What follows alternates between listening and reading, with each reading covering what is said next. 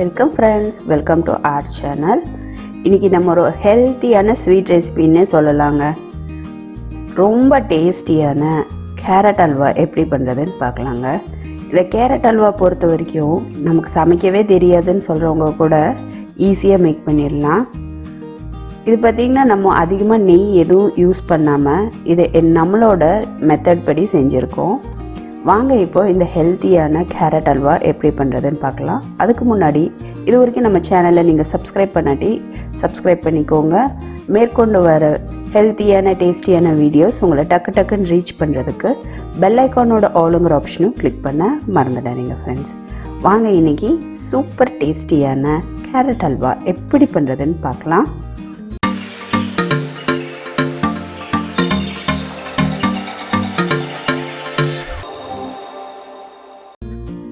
இங்கே நம்ம கேரட்டை பார்த்திங்கன்னா துருவி வச்சுருக்கோம். பார்த்திங்கன்னா 1 கிலோ அளவுக்கு கேரட் எடுத்துருக்கோம்.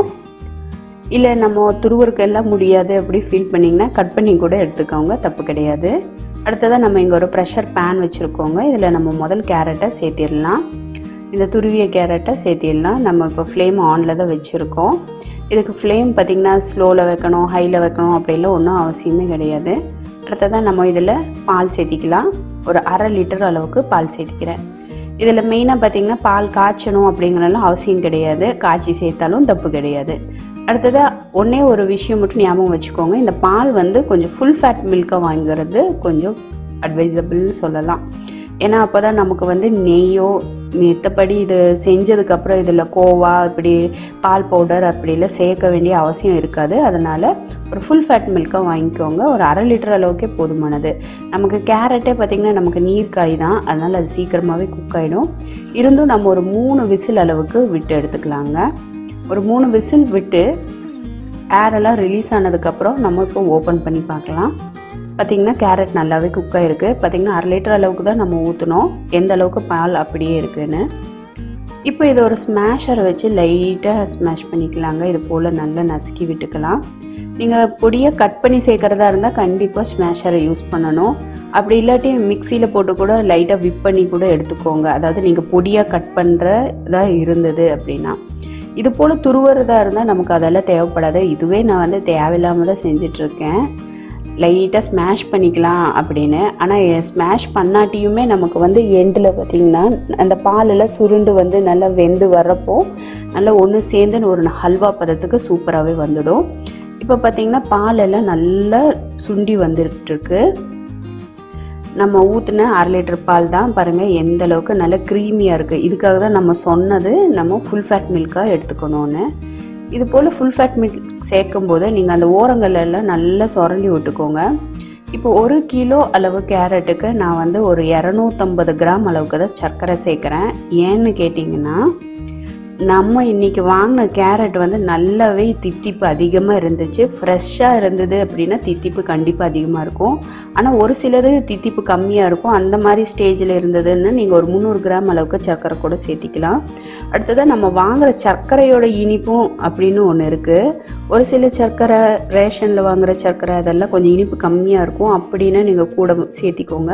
இல்லை நீங்கள் கிராசரியில் வாங்குறது நல்ல குவாலிட்டியாக இருக்குது அப்படின்னா ஒரு 250 கிராம் அளவுக்கு கரெக்டாக தான் இருக்கும். இப்போ இந்த சர்க்கரையும் நல்லா கரைஞ்சி ஒன்று சேர்ந்து இது போல் வரப்போ நம்ம இடித்து வச்ச ஏலக்காவை சேர்த்திக்கலாங்க. இந்த ஏலக்காவை பொறுத்த வரைக்கும் பார்த்திங்கன்னா நல்லா பிஞ்சாக இருக்கிறது மாதிரி எடுக்காமல் உள்ளே வந்து நல்லா முத்துக்களாக நல்லா குட்டி குட்டியாக இந்த வெண்டைக்காய் முத்துக்களாட்டு இருக்கிறதுனால நல்லா ஃப்ளேவராக இருக்கும். அது போல் நீங்கள் செலக்ட் பண்ணி வாங்கிக்கோங்க. நம்ம பெட்டிக்கடையிலலாம் வாங்குறது பார்த்திங்கன்னா மேக்ஸிமம் நல்லா பிஞ்சாக இருக்கும், அது நல்லா இருக்காது. இந்த ஏலக்காய் பொறுத்த வரைக்கும் மட்டும் நம்ம முடிஞ்ச வரைக்கும் ஒரு நல்ல குவாலிட்டியான கடையில் வாங்குறது நல்லாயிருக்கும். இப்போ எல்லாமே சேர்ந்து பாருங்கள் நல்லா திரண்டு வந்துடுச்சு. இப்போ வரைக்கும் நான் ஃப்ளேமை வந்து ஹையில் தான் வச்சுருக்கேன், மீடியம் பண்ணவே கிடையாது. நான் அதான் சொன்னேன், இந்த ஸ்வீட் பொறுத்த வரைக்கும் பார்த்திங்கன்னா நம்ம வந்து ஃப்ளேமை மீடியமில் வைக்கணும், அப்படி சிம்மில் வைக்கணும் அப்படின்லாம் கஷ்டப்பட வேண்டியதே இல்லை. இப்போ இந்த ஸ்டேஜில் ஏலக்காயெல்லாம் சேர்த்திட்டு பாருங்கள் இந்த அளவுக்கு திரண்டு வர்ற ஸ்டேஜில் நம்ம நெய் சேர்த்திக்கலாம். நான் வந்து ஒரு 2 டேபிள் ஸ்பூன் அளவுக்கு தான் நெய் சேர்த்திருக்கேன்.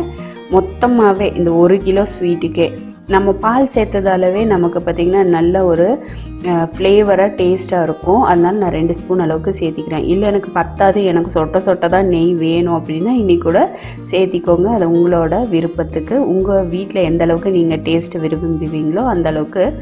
எங்கள் வீட்டில் கொஞ்சம் ஹெல்த்து பார்ப்பாங்க, அதனால் நான் ஒரு 2 ஸ்பூன் அளவுக்கு மட்டும் சேர்த்திக்கிறேன். மறக்காமல் அந்த ஓரங்கள் இருக்கிறத மட்டும் கிரேட் பண்ணி விட்டுக்கோங்க. ஏன்னா நம்ம பால் சேர்த்திருக்கிறதுனால அந்த ஓரங்களெல்லாம் அந்த பால் ஏடு வந்து சேர்ந்துக்கும். அதனால் அடுத்ததாக நம்ம பார்த்திங்கன்னா இதில் உலர் திராட்சையும் கொஞ்சமாக வெள்ளரி விதையும் சேர்த்திக்கிறேங்க. இது பார்த்திங்கன்னா நம்ம வறுக்க கிடையாது, நான் பச்சையாக தான் சேர்த்திக்கிறேன். நமக்கு சாப்பிட்றதுக்கு நல்லா இருக்குங்கிறதுனால. இல்லை உங்களுக்கு நெய்யில் வறுத்து சேர்க்கணும் அப்படின்னாலும் சேர்த்திக்கலாம். இல்லை உங்களுக்கு முந்திரி இது போல் உங்கள் விருப்பம் தான். இந்த ட்ரை ஃப்ரூட்ஸ் பொறுத்த வரைக்கும், இந்த கேரட் அல்வாவில் இருக்கிற ட்ரை ஃப்ரூட்ஸ் பொறுத்த வரைக்கும் உங்கள் டேஸ்ட்டுக்கு ஏற்ற போல் நீங்கள் சேர்த்திக்கோங்க. இதில் பாதாம் பிஸ்தாலாம் சேர்த்தாலும் நல்லா தான் இருக்கும். நமக்கு அந்தளவுக்கு பட்ஜெட் இல்லை அப்படிங்கிறதுனால நான் இன்றைக்கி பார்த்திங்கன்னா வீட்டில் இருந்த உலர் திராட்சையும் கொஞ்சம் வெள்ளரி விதையும் சேர்த்திருக்கேன். இப்போது எல்லாம் நல்லா ஒன்று சேர்ந்து அந்த ஈரப்பதமே இல்லாத அளவுக்கு நல்லா திரண்டு வர்ற வரைக்கும் கலந்து விட்டுக்கோங்க. ஏன் வந்து நல்ல ஈரப்பதம் இல்லாத அளவுக்கு கலந்து விட்டோன்னா ஒரு 2-3 நாள் ஆனாலும் நமக்கு நல்லாயிருக்கும். பாருங்கள், எல்லாம் ஒன்று சேர்ந்து இது போல் அந்த ஓரங்கள்லாம் நல்லா எடுத்து விட்டுட்டு நல்லா கலந்து விட்டுக்கோங்க. இப்போ சூப்பரான கேரட் அல்வா ஒரு 5 மினிட்ஸ்லேயே ரெடி ஆகிடுச்சுங்க. இங்கே இது ஏன் வந்து ப்ரெஷர் குக் பண்ணியிருக்கேன்னா, ஓப்பன் குக் பண்ணால் நமக்கு ரொம்ப நேரம் பிடிக்கும். சேம் டைம் பார்த்திங்கன்னா பால் வந்து இனி கூட கொஞ்சம் சேர்ந்து பிடிக்கும். இது போல் ப்ரெஷர் குக் பண்ணி எடுக்கும்போது நம்ம டக்குன்னு செஞ்சிடலாம். இந்த கேரட் அல்வாவை நமக்கு சமைக்க தெரியாட்டி கூட செஞ்சிடலாம். அவ்வளோதாங்க, டேஸ்டியான கேரட் அல்வா ரெடி ஆயிடுச்சு. இது மெத்தடில் நீங்களும் ஒரு தடவை ட்ரை பண்ணி பாருங்கள். ட்ரை பண்ணி பார்த்துட்டு சூப்பராக இருந்தது அப்படின்னா கமெண்ட் செக்ஷனில் போஸ்ட் பண்ணவும் மறந்துடாதீங்க. உங்களுக்கு இந்த கேரட் அல்வா ரெசிபி பிடிச்சிருந்தா மறக்காமல் உங்கள் ஃபேமிலி அண்ட் ஃப்ரெண்ட்ஸோட ஷேர் பண்ணவும் மறந்துடாதீங்க ஃப்ரெண்ட்ஸ்.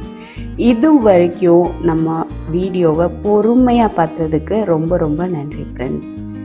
தேங்க்யூ.